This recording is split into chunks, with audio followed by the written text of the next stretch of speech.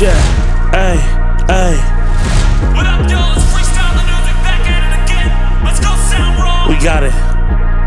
That's why they call me the GOAT still. I don't break but my quotes will. Drop the ball on your own hill like Madam Web in that whole film. Come at you like my coach spill. Run it back like my home skill. Crack the note like it's bad news when your man shoot at an acorn and you like chill.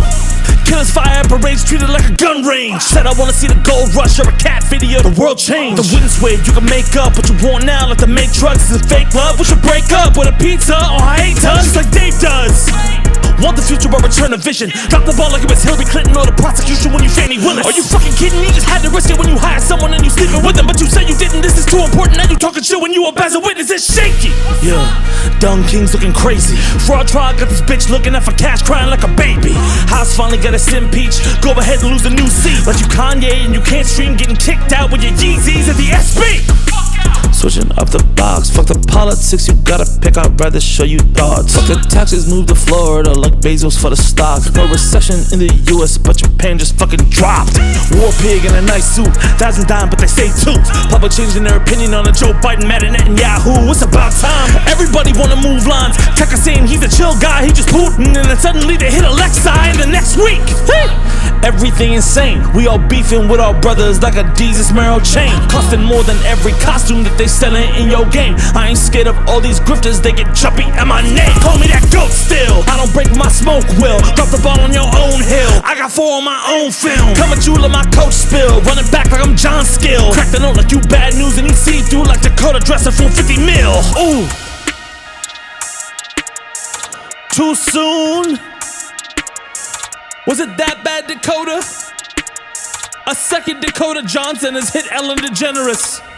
So listen, it was Valentine's Day on Tuesday, but on Saturday, I'm actually taking my girlfriend out because she got the day off of work for that. But I also like work a lot on this show on Saturday. So I'm going to film my girlfriend on Saturday.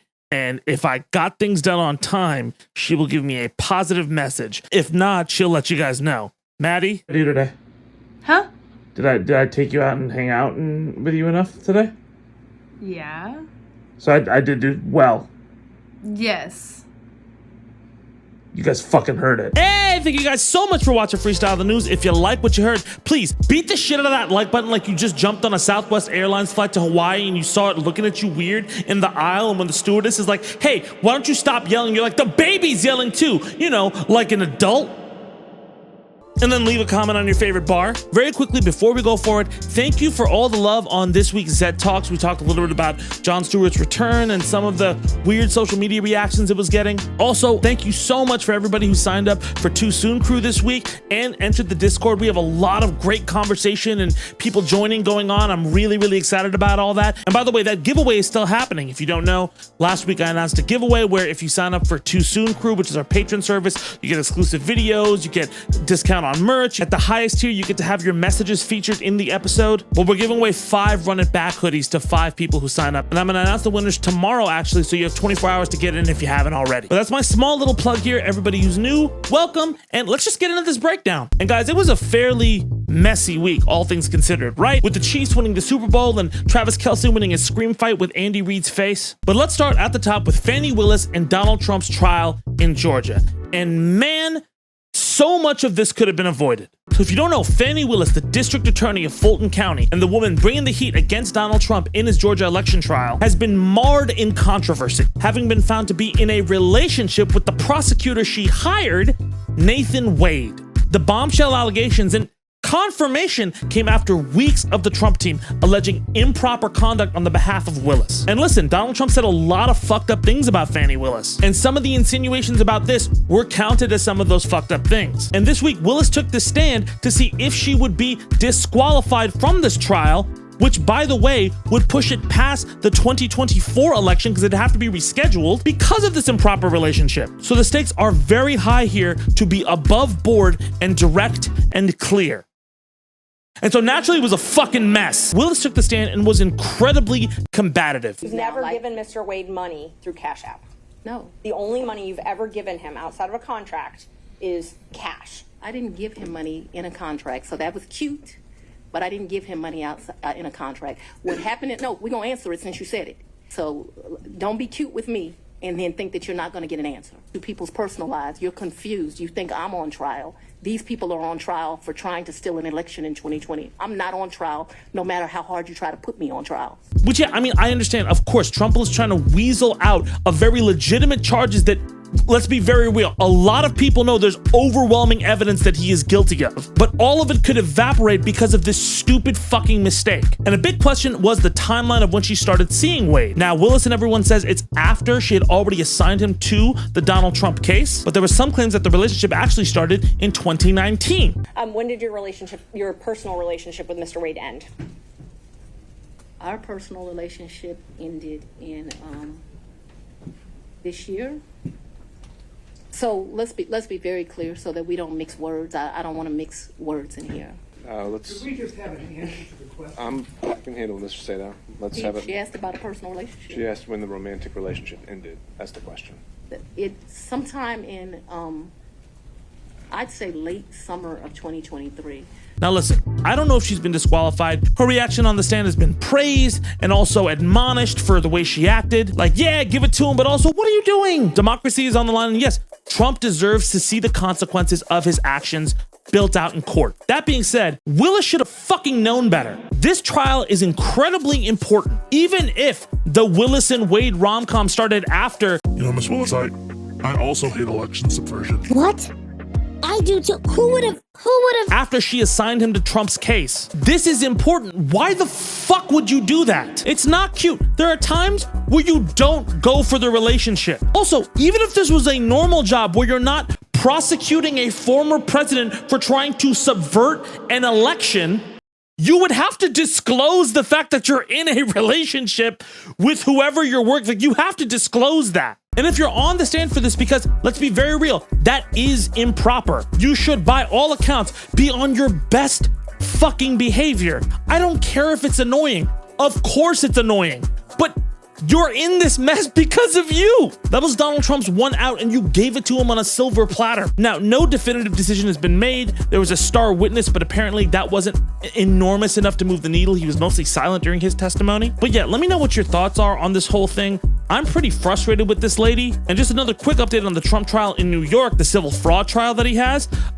Trump got hit big. Trump has to pay $345 million in damages, and he can't operate a real estate business for 3 whole years in New York. But anyway, let's move on to OpenAI and Sora. OpenAI announced a brand new revolutionary tool in which they can take text and turn it into a strikingly realistic video. They unveiled their brand new tool Sora with a bunch of sample videos generated from a few small prompts that right now is being rolled out to a few select ChatGPT members or OpenAI people. And the videos at first glance are pretty crazy. You have a woman walking down the street, you have a cat on the bed with its owner, you have a bunch of puppies, you have the gold rush, like, hey, show me what the gold rush looks like in 1849 in realistic detail. And the alarms were immediately sounded all over the internet, people saying everything is going to change very soon. Obviously, this is the worst the technology will ever be. So what happens to misinformation and disinformation? All of a sudden, you won't be able to tell what's real and what's AI generated.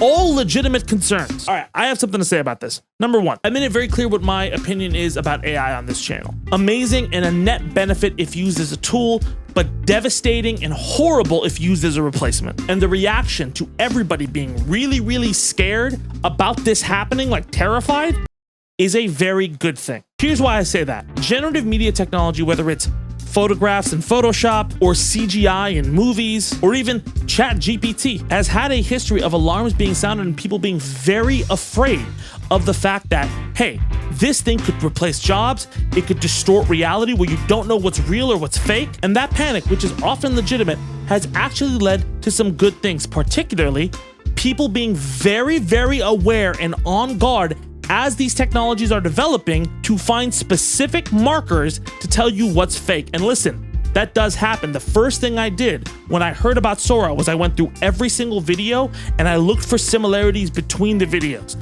Besides the obvious things like, number one, the cat video, the cat all of a sudden generates another arm. There's a specific style and aesthetic to those videos that is specific to that model. Because again, AI models need rules and things to adhere by. It's the same way that during the Instagram revolution where everybody went on Instagram and started photoshopping their stuff more and more, people started to be able to detect the liquefy tool or whether something's airbrushed, or honestly even mid-journey and stable diffusion.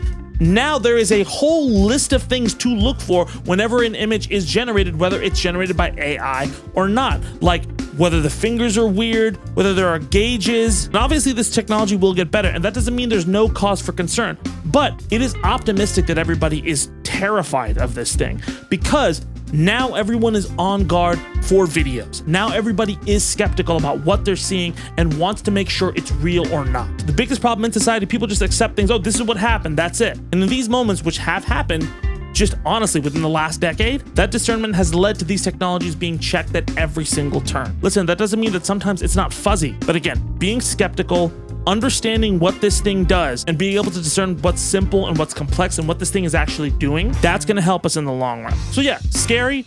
The world isn't ending yet, but technology is definitely moving very, very fast. But let me know what you think in the comments. I just don't want people to freak out and then just give up. Don't give up. We're having a healthy response to it. I'd be more scared if people were just like, whatever. They're not. Couple other quick stories. Kanye West released Vultures, his new collaboration album with Ty Dolla $ign. And yes, it's the album with all the fucking weird neo-Nazi imagery. FYI, that's not an opinion, that's fact. He used imagery from a neo-Nazi band and a lot of other shit. Now, obviously, controversy is still surrounding it. The piece I thought that summed it up the best is Anthony Fantano, which I'm gonna play a little bit. And here pretty much sums things up. We don't care as long as the album is good. His personality and what he says doesn't matter to me. I only care about the music. How do you penetrate this level of self-imposed ignorance? This person is not listening to Kanye. He's not listening to anything I or anyone has to say about Kanye. And this comment was posted after the album was released, so he's apparently not even listening to the content of the music that he supposedly cares so much about. So this argument about, I only care about the music. And honestly, I don't like Anthony Fantano all that much, but I absolutely agree with him here. As a rapper, at this point, Kanye is not interesting to me. I find it really weird people keep saying like, oh, the music. Most musicians I know are not like salivating over this. And these are professional musicians. Sample choice, cool, but most people I've heard are like, the mix is terrible. This is shoddily put together. From a technical standpoint in music, this isn't just this giant leap forward. And by the way, I know a giant leap forward. I've listened to all of the other Kanye albums. Even if you strip away Kanye's controversial bullshit and all that other stuff, it's just not a substantive enough project to shake the world like it does. And people who are saying it like Kanye stans, you know who you are. Again, admit what you're doing. You don't care about his anti-Semitic comments or what he said. You just want to listen to his music in spite of that. Call it for what it is. And musicians should call for what it is too. Kanye West is just historically one of the most transformative musicians of our time. And he isn't anymore. He hasn't been indicative of that for multiple projects now, and there's no reason why you should go out of your way to listen to something like this. There are so many other albums contributing to the music landscape with different kinds of things. Like, I don't know why you would die on this hill. But yeah, let me know what you think in the comments. I strive to like really make sure that we have a nice varied like arrangement of instrumentals for Freestyle the News. And if you like the beat you heard on this episode, that's because of Soundraw, the sponsor of today's show. Listen, I've been very vocal about my feelings about AI and how it shouldn't be a replacement, but a tool that assists the artist. And Soundraw is exactly that. It's a generative music platform that uses AI to generate a beat in seconds for you. And the beat you get from Soundraw is fully licensed to you to interpolate and build however you want it to be. If you've ever worked in music, you know that there are set patterns and grooves that you have in order to kind of build a song off of. There's a specific hip hop groove, there's a trap groove, there's a drill groove. Soundraw eliminates the tedious step of setting that up for you and then lets you just play. You can customize the mood and the tone of everything, pull the wave and then put it into your DAW and mess around with it. And also, if you're a producer, it's a great way to build your own sample to spin off of into different things. The company is very supportive of musicians like 5E04 and also, if you're not a musician and just a content creator, it's a great way to get solid royalty-free background music that you can use that has a little bit more flavor to it. And again, if you're making music, it's just a jumping off point. It's not going to replace what a producer can do, but it can actually enhance what a producer can do in the long run. So listen, if you're an artist or a producer or a content creator, or you just want to support this cool rap show, wanting to try a way to expand your musical horizons, go to soundraw.io to try Soundraw for free and click the link in my description for a great deal on Soundraw. Anyway, Back to the breakdown. Hey, so I have a late breaking story for you. Donald Trump just launched a sneaker. Former President Donald Trump at a traveling sneaker show event, SneakerCon, in Philadelphia Saturday, unveiling his Never Surrender high tops.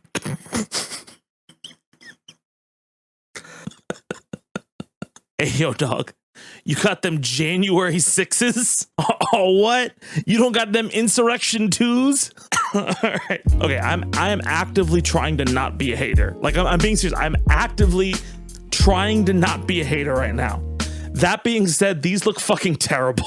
I'll give you reasons. Number one, the gold laces right off the bat. Like the way the sides and the bottom are like designed, like the red accents and the little American flag on the high top part of it actually isn't horrible, right? And the gold, I mean, there's been gold sneakers before, but the gold laces on them look like super tacky. This is super fucking, like these are Jordan 1s you would get at a swap meet that, you know, somebody got on Alibaba or something. Number two, the T on the side looks whack. If you're gonna do a T, put it on the back, like the side with the swoosh and the way it's kind of designed in general. You gotta have more active design iconography. Like even if you put like an eagle or something, like an image there, something. Honestly, a flag would do better. The T just seems like really blocky and not active and flowing. Number three, I love high top sneakers, but high top sneakers are not in right now. Like that's in line with everything Trump does. It's old, but he thinks it's like the most cutting edge shit he's ever said. For those of you who want to be into fashion, the sneakers that are in right now are kind of like big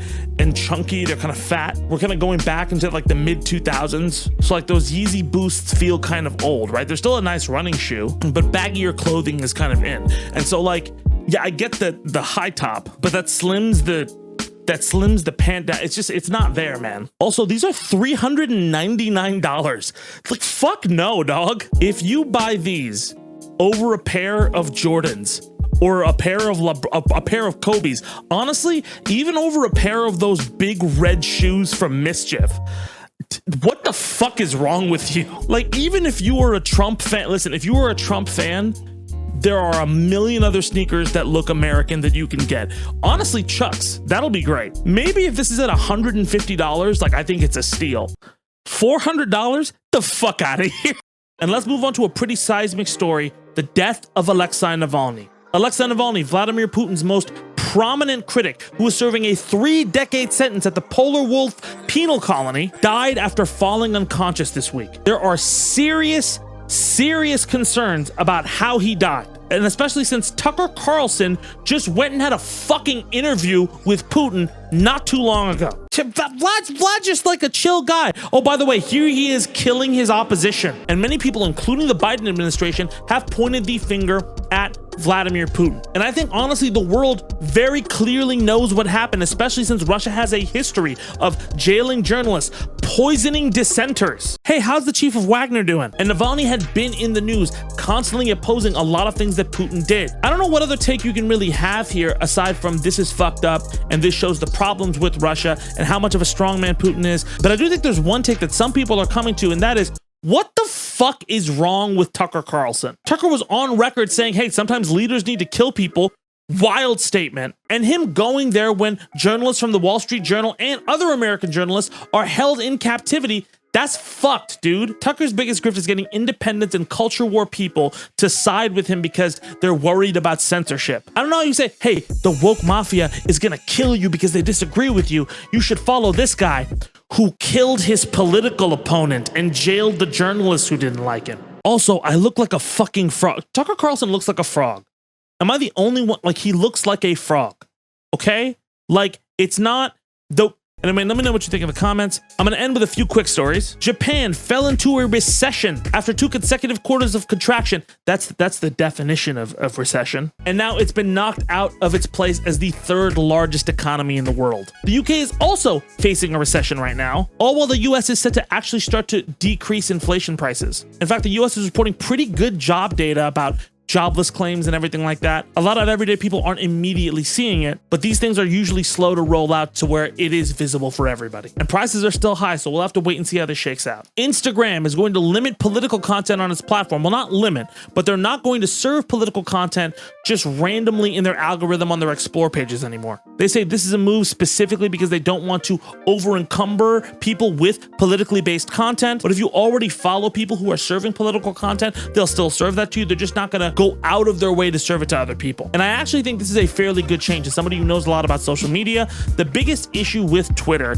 and all of these things is how easily people can game political algorithms to feed you disinformation. Much of the reason a lot of the most fringe stuff wasn't there was because fringe stuff is comfort food. You have to actively seek it out. The fact that the algorithm was just feeding it to you nonstop because that got the most engagement, that let bad actors really build up their accounts. Haven't you seen accounts on Twitter with like 500,000 followers and then 500,000 follows? So I think this is actually a good choice, right? Instagram has become a much more personalized platform. There are still issues with it, but the fact that you're not over encumbered with political information is going to make when you encounter politics, because you will still encounter it with how saturated it is in the environment, it'll be easier to not be in the rabbit hole when you see it. Quick correction, Xbox is not getting out of the console business. Actually, they're gearing up to launch their biggest, most technologically advanced console later this year, but there are a lot of Xbox games that are going multi-platform. It isn't the ones that I mentioned in the last video, except one of them, Hi-Fi Rush, is going to probably be that, but games like Sea of Thieves and some other indie games. Phil Spencer says that this is a good thing to grow the Xbox brand overall. I don't necessarily disagree with him.